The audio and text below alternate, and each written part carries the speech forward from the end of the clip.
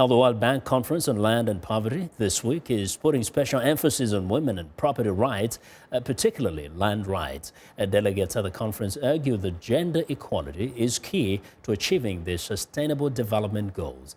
Africa 54's Esther Githui-Ewart reports. The mere mention of land in Africa conjures different reactions ranging from excitement to accusations of injustice. Land rights across the continent is a contentious issue. Few own vast pieces of land. Meanwhile, a majority of the population owns strips of land or none at all. During a question and answer session on poverty and land issues last year, the World Bank engaged global faith groups to share their views. Ruth Messenger is president of the American Jewish World Service. It's a serious problem in agriculture, and I would say to all of us that protecting individual and smaller farmers' right to land is not only essential to moving people out of poverty, but it's a better weapon against climate change than large land grabs for exploitative use. In many countries, politicians own thousands of acres of land, some acquired legally and others through illegal means. The words land grabbing resonate across the continent, where the rich use tactical methods to steal land from the public.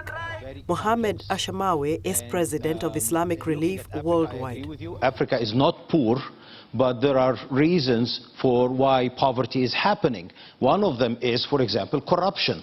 It is not the lack of resources, it is the way the resources are being distributed. The continent is rich with minerals, oil, and other natural resources, yet most of the population live in abject poverty.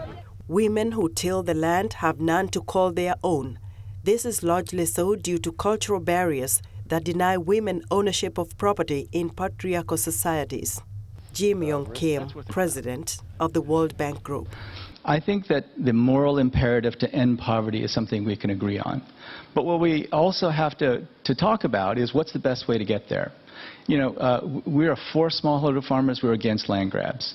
But there is evidence as to what is the best size of agricultural operations to feed the most people. Let's have an argument about that. Let's put the evidence on the table and let's discuss that.